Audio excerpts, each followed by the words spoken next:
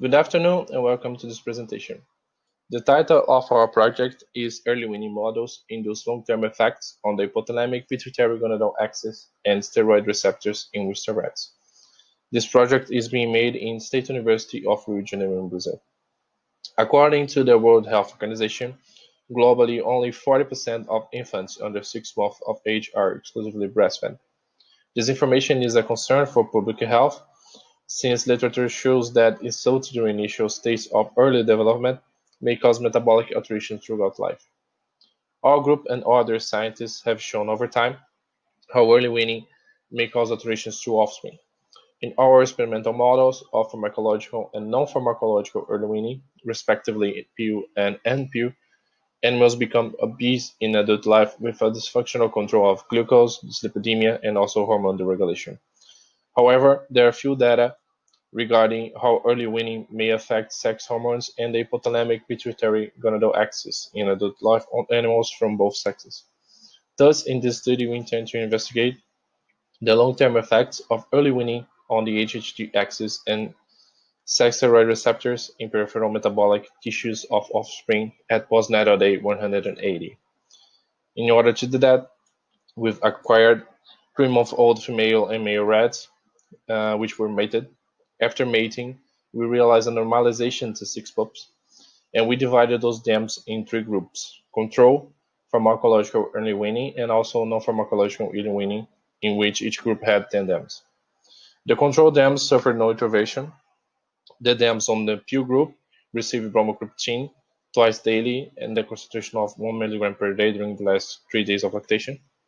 The NPU group dams were wrapped with bandages to interrupt milk access during the last 3 days of lactation. Offspring were analyzed at the postnatal day 180, and we used 7 animals per group from different litters. We used ELISA technique on plasma to search for testosterone, progesterone, and estradiol levels, and also Western blotting to search for levels of androgen and estrogen receptors on liver and adipose tissue, and we also did that on pituitary and also on the hypothalamus. The statistical analysis used was one-way ANOVA, and a P below 0.05 was considered statistically significant. For our preliminary results regarding hormonal plasma level of male offspring, we can see that in NPU group, testosterone was higher compared to control. However, estradiol and progesterone showed no alteration between the groups. Hormonal plasma level of male offspring, regarding testosterone and progesterone, we did not observe any alterations. However, regarding estradiol, we can see that the PU group showed lower levels of estradiol compared to NPU and control group. Regarding protein expression of sex steroid receptors in male offspring, androgen receptor in male liver was higher on PU group compared to control. Estrogen receptor in male liver showed no alteration, and the estrogen male receptor in white adipose tissue showed a decrease in NPU group compared to control group.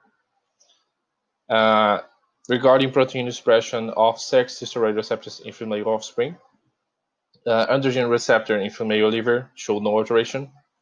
Estrogen receptor also in female liver did not show alteration either, and also estrogen receptor in female white adipose tissue showed no alteration also. In conclusion, we have that both early weaning models programs the plasma sex hormones in adult life in both sexes, although differently, and these findings can be due to the alterations in the hormone secretion of HPG axis. The results from androgen and estrogen receptors will help to understand the effects of sex hormones on GnRH and gonadotropins, as well as on peripheral tissues.